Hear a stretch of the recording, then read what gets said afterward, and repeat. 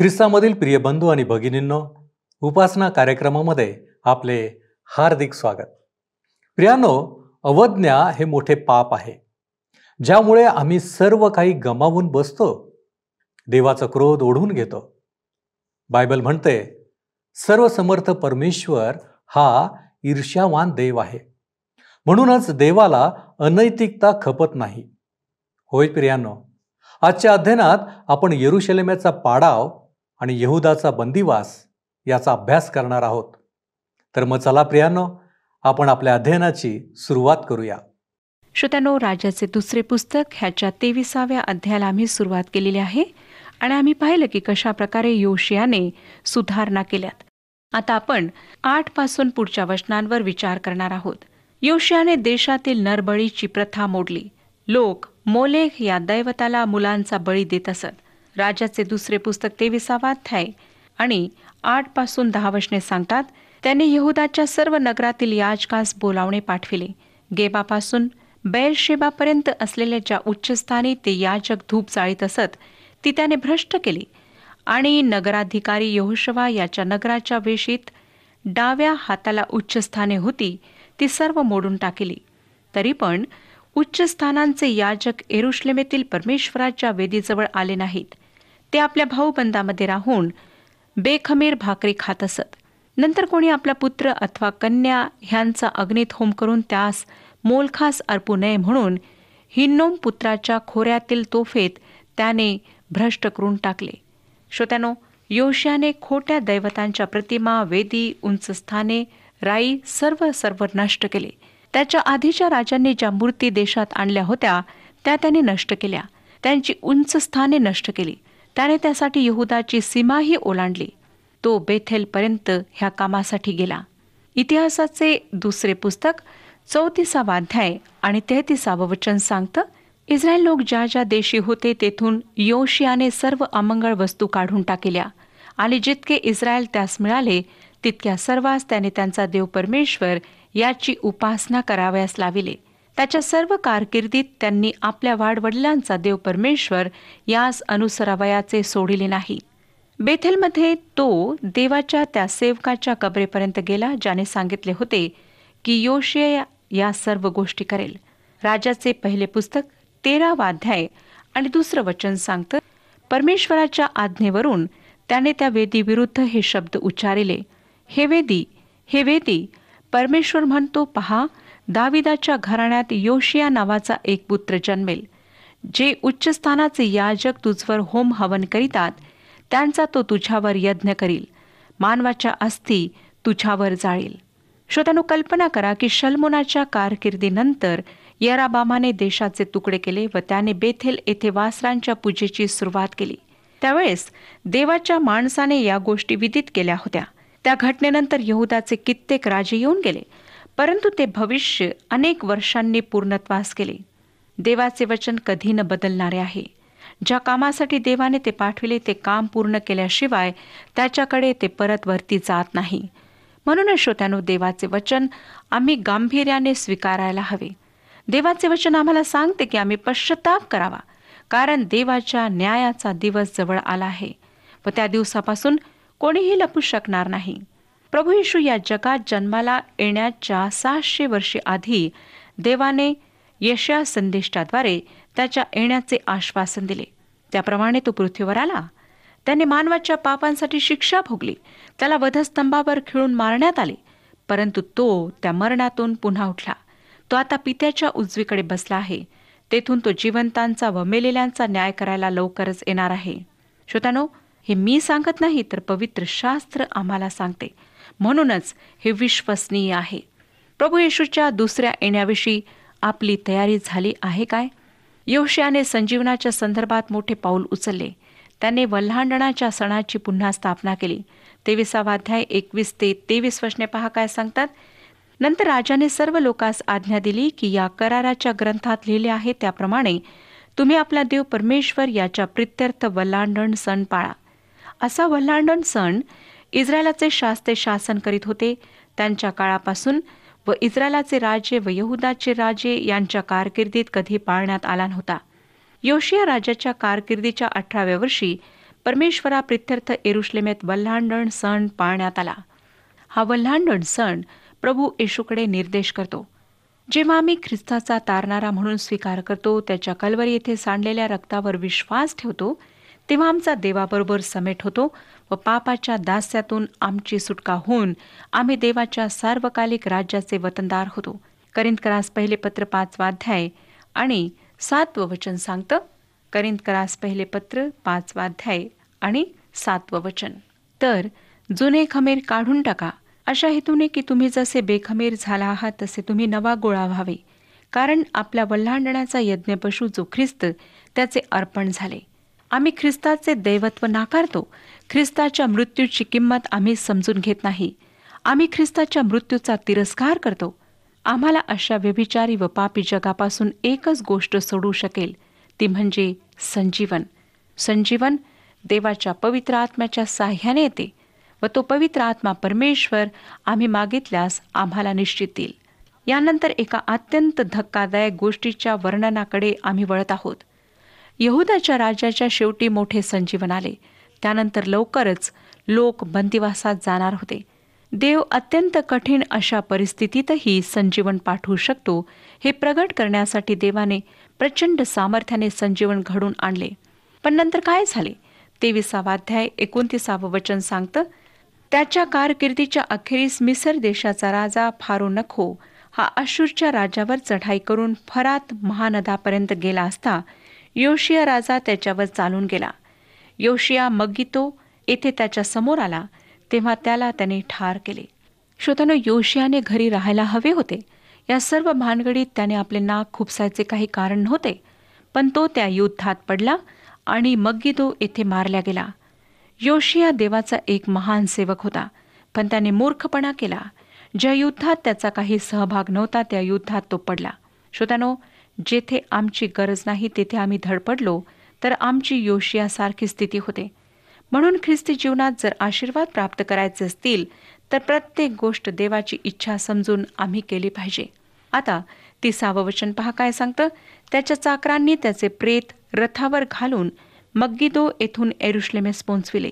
त्याने स्वतः केलेल्या थडग्यात त्यांनी त्यास मूठमाती दिली. मग देशातील लोकांनी योशियाचा पुत्र यहोआहाज यास अभिषेक करून त्याच्या बापाच्या जागी राजा केले. त्यानंतर श्रोत्यानो 31 ते 33 वचनांमध्ये आम्हाला यहोआहाजाच्या कारकिर्दीविषयी वाचायला मिळते.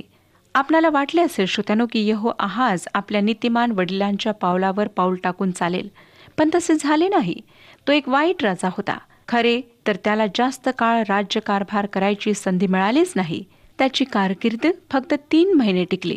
तो ज्या प्रकारे राज्यकारभार पाहत होता ती पद्धत फारोला आवडली नाही. त्याने त्याला पदच्युत केले व आपल्या देशात नेले. तेथे तो मरण पावला. 34 आणि 37 वचने पहा काय सांगतात. मग फारो नखो याने योशियाचा पुत्र येल्याकीम यास त्याच्या बापाच्या जागी राजा केले. त्याने त्याचे नाव बदलून यहोयाकीम असे ठेविले. यहोआहाज मिसर देशास गेल्यावर मरण पावला. 37 वचन. त्याने आपल्या पूर्वजांच्या सर्व करणीप्रमाणे परमेश्वराच्या दृष्टीने जे वाईट ते केले. यहोयाकीम हा योशियाचा दुसरा मुलगा होता. त्याने 11 वर्षे राज्य केले. तोही एक वाईट राजा होता. श्रोतानो, आम्ही आता वाईटापासून अधिक वाईटाकडे जात आहोत हे लक्षात घ्या. आता आम्ही 24व्या अध्यायाला सुरुवात करणार आहोत. 24व्या अध्यायात आम्ही इस्रायली लोक बंदिवासात कसे गेले ते पाहणार आहोत. 24वा अध्याय पहिलं वचन सांगतं, यहोयाकीमाच्या कारकिर्दीत बाबेलचा राजा नबुखदनेसर याने स्वारी केली. यहोयाकीम 3 वर्षे त्याचा अंकित होऊन राहिला. मग त्याने त्याचवर उलटून बंड केले. इजिप्तच्या फारो नखोने यहोयाकीमला राजगादीवर बसवले होते, परंतु बाबिलोनाच्या नबुखदनेसर राजाने त्याच्यापासून त्याचे आशियातले सर्व साम्राज्य बळकावले होते. आता जेव्हा नबुखदनेसर यहुदावर चालून आला तेव्हा यहोयाकीम त्याचा 3 वर्षे सेवक म्हणून राहिला आणि त्यानंतर त्याने त्याच्या विरुद्ध बंड केले. 2 आणि 3 वचन सांगतं, परमेश्वराने आपले सेवक संदेश यांच्याद्वारे सांगितलेल्या वचनाप्रमाणे यहुदाचा नाश करावा म्हणून त्याच्यावर खासदी, अरामी, मवाबी व अम्मोनी यांच्या टोळ्या पाठवल्या. यहुदी लोकांस आपल्या समोरून घालवावे म्हणून निसंशय हे सर्व परमेश्वराच्या आज्ञेने यहुदावर आले. मनुष्याने केलेल्या सर्व पापकर्मांमुळे व त्याने निरपराध जनांचा रक्तपात केल्यामुळे असे झाले. श्रोत्यांनो, आम्ही आधीच पाहिले की मनुष्य एक दुष्ट माणूस होता. त्याच्या कारकिर्दीत देवाचे शकेना गौरव मंदिरातून निघून गेले होते. वेळोवेळी देवाचे वचन आमच्या कानावर पडूनही जर ते आम्ही गंभीरपणे स्वीकारले नाही तर आमचीही त्या यहुद्यांप्रमाणे स्थिती होते. आमचे पापच आमचा पाश बनते. आम्ही आमच्या पापांची कबुली देऊन ख्रिस्तापासून तारण प्राप्त करून घेतले नाही तर आमचे पाप आम्हाला बंदिवान करेल, आणि हे तर देवच घडवून आणतो. कारण मनुष्यप्रमाणे तो आम्हाला सुधारण्याची पुष्कळ संधी देतो, परंतु त्या संधीचा फायदा घेतला नाही तर आमची दशा पूर्वीपेक्षाही वाईट होते. रोमकरास पत्र 1 अध्याय 24 वचन, 25 वचन आणि 28 वचन सांगतं, ह्यामुळे ते आपल्या मनाच्या वासनात असताना देवाने त्यांना अशुद्धतेच्या स्वाधीन केले, असे की त्यांच्या देहाची त्यांच्यातच विटंबना व्हावी. त्यांनी देवाच्या खरेपणाची लबाडीशी बदलाबदल केली आणि निर्माणकर्त्याऐवजी निर्मितीची भक्ती व सेवा केली. तो निर्माणकर्ता तर युगानुयुग धन्यवादित आहे. आमेन. आणखी ज्या अर्थी देवाची जाणीव ठेवण्यास ते मान्य झाले नाहीत, त्या अर्थी देवाने त्यांना अनुचित कर्मे करण्यास विपरीत मनाच्या स्वाधीन केले. श्रोत्यांनो, आम्ही पुढे वाचतो राजाचे दुसरे पुस्तक 24 अध्याय आणि 4 वचनात की त्याने यरुशलेम निरपराध जनांच्या रक्ताने भरून टाकले म्हणून परमेश्वर क्षमा करेना. देव आमच्या पापांची क्षमा करतो हे जरी खरे असले तरी त्यासाठी पापी माणसाने पश्चातापी अंतकरणाने त्याच्याकडे जाणे आवश्यक आहे. काही पापी अशी आहेत की ज्यांची क्षमा होऊ शकत नाही.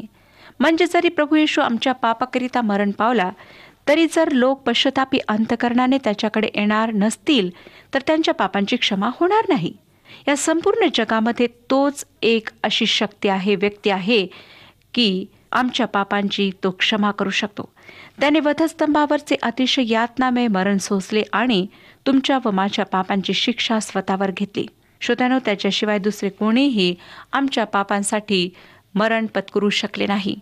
कोणीही त्या वधस्तंभावरच्या भयानक यातना आमच्याकरिता भोगू शकला नाही. कोणीही आमच्यासाठी इतका अप्रतिम त्याग केला नाही. त्याने पाण्यासारखा आपला जीव ओतून दिला. देवाचा पुत्र असतानाही तो आमच्यासाठी या पृथ्वीवरचे कष्टमय जीवन जगला आणि आमच्यासाठी त्याने पराकोटीचा अपमान सहन केला.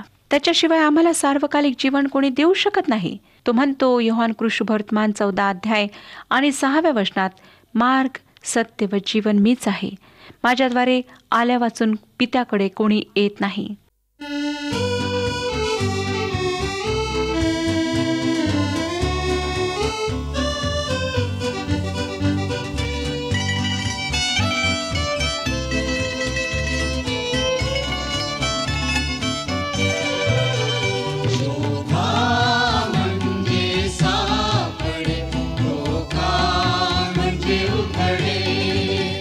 मागा म्हणजे ते मिळे, हे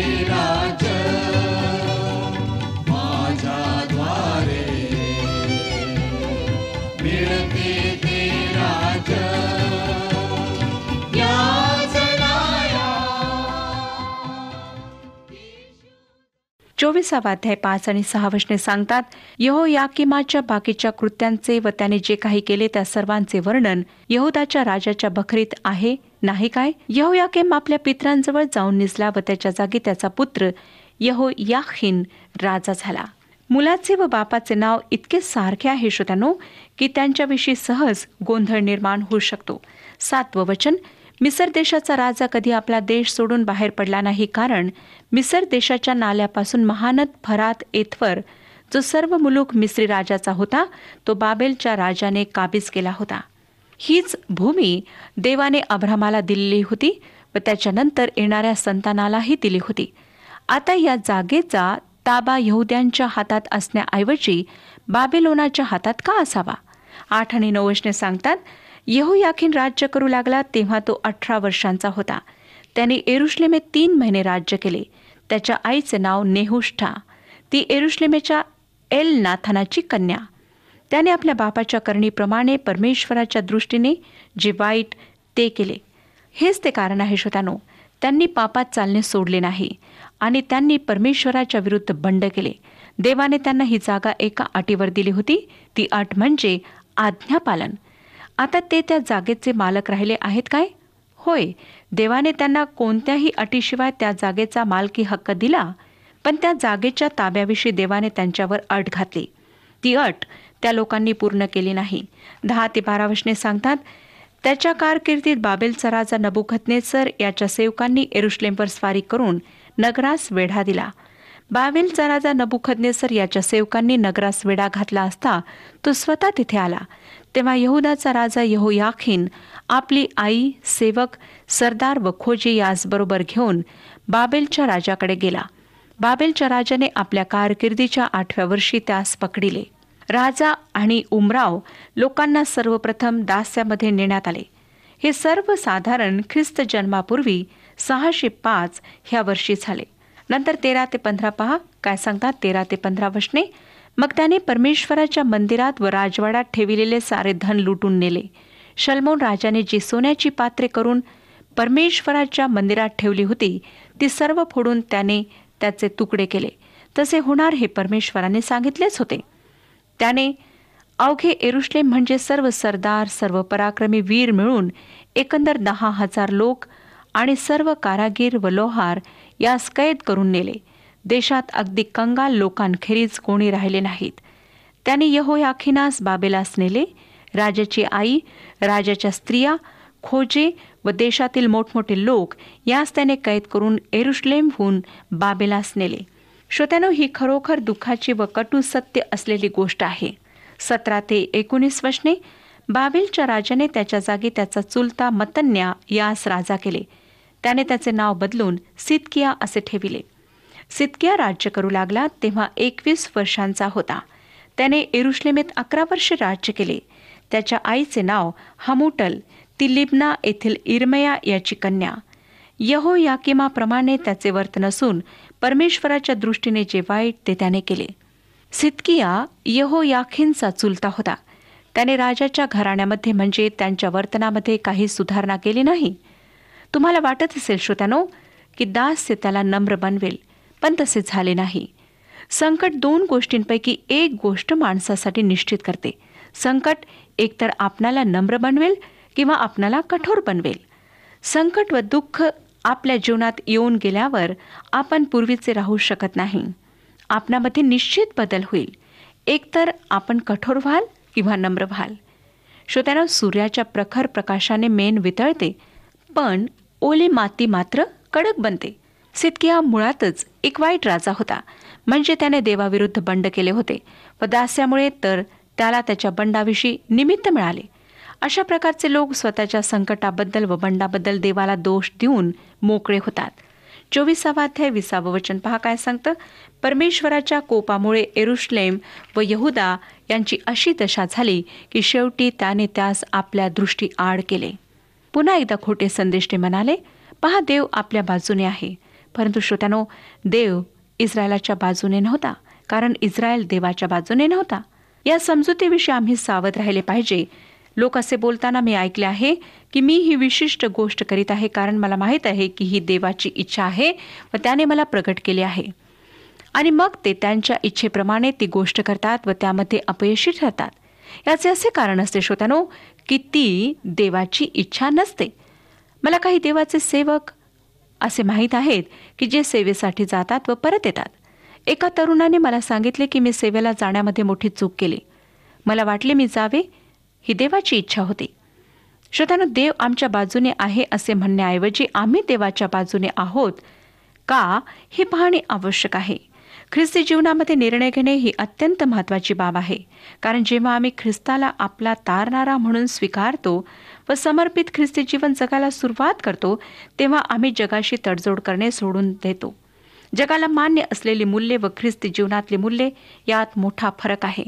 म्हणूनच कोणताही निर्णय घेताना तो जगिक परिस्थितीनुसार, जगिक व्यवहार व मूल्यानुसार घेणे चुकीचे ठरते. आमचा प्रत्येक निर्णय देवाच्या इच्छेनुसार आहे की नाही हे तपासणे आवश्यक आहे. आता 25व्या अध्यायात आम्ही पाहतो की यहुदातले उरलेले लोकही दास्यात नेले गेले. बाबिलोनचा राजा नबुकदनेस्सर याने 3दा यरुशलेमवर स्वारी केली. त्याने राजघराण्यातले सर्व लोक व सैन्य आणि कुशल कारागीर या सर्वांना दास्यामध्ये नेले. परंतु तो 3ऱ्यांदा स्वारी करेपर्यंत त्याने यरुशलेम शहराचा नाश केला नाही.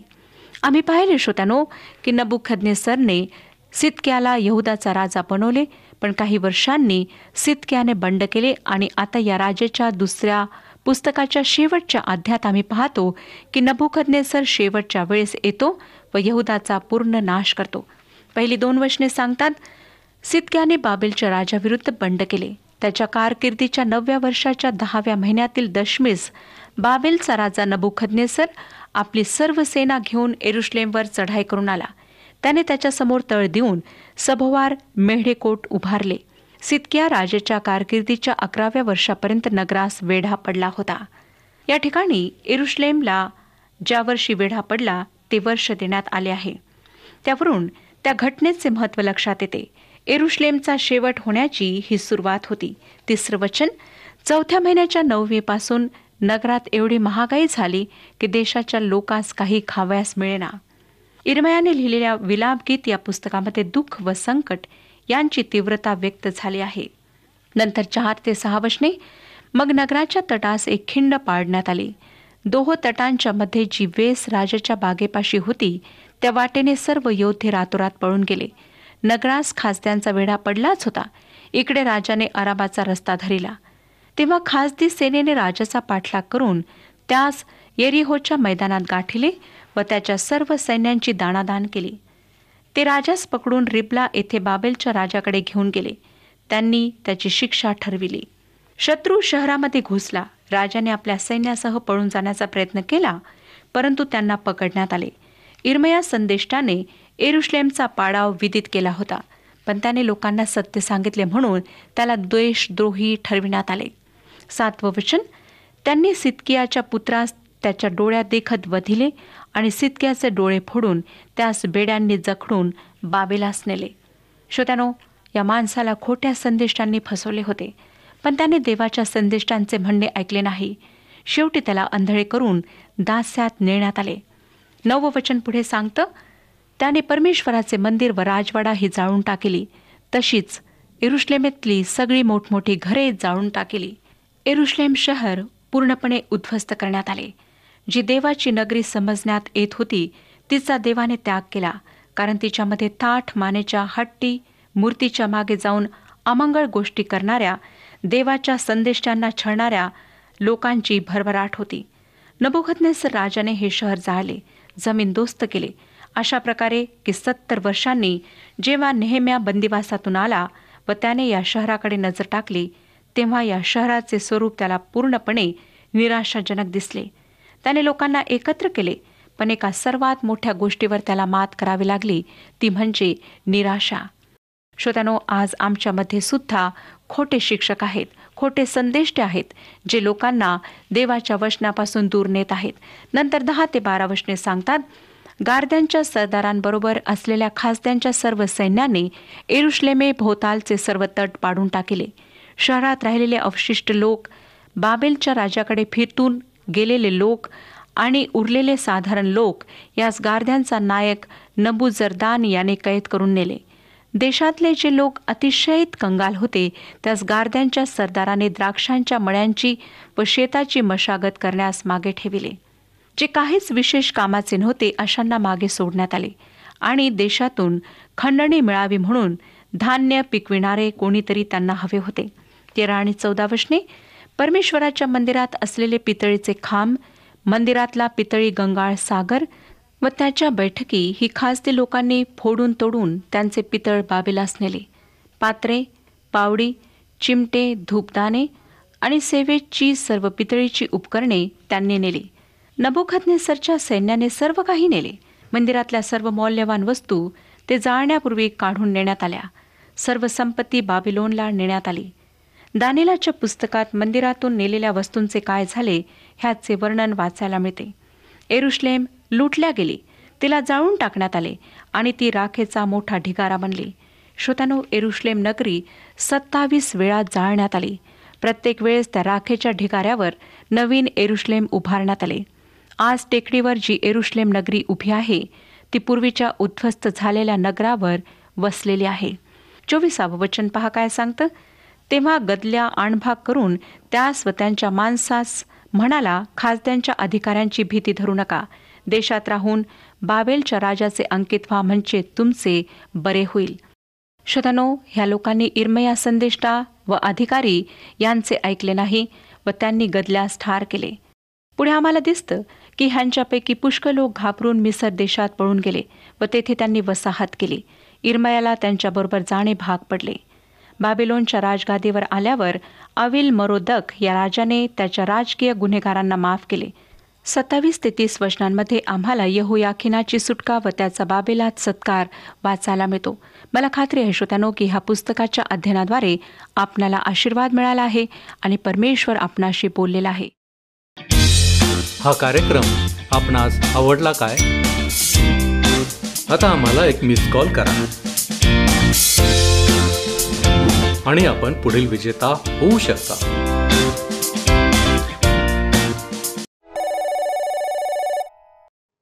प्रियानो, आमच्या जीवनातील चुका या आमच्या ऱ्हासाला, आमच्या पतनाला कारणीभूत असतात.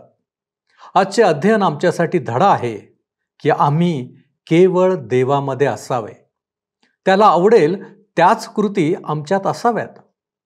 प्रियानो, आजच्या अध्ययनाद्वारे आपण दुसरे राजे या पुस्तकाचे अध्ययन समाप्त केले आहे. पुढील कार्यक्रमापासून आपण नवीन करारातील रोम करास पत्र याचा अभ्यास सुरू करणार आहोत. नेहमीप्रमाणेच आपली उपस्थिती असेल अशी आशा धरतो. परमेश्वर आपणास आशीर्वादित करो. आपणा सर्वांस तो सुखी, समाधानी आणि निरोगी ठेवो. प्रभूची शांती आपणाबरोबर सदैव असो.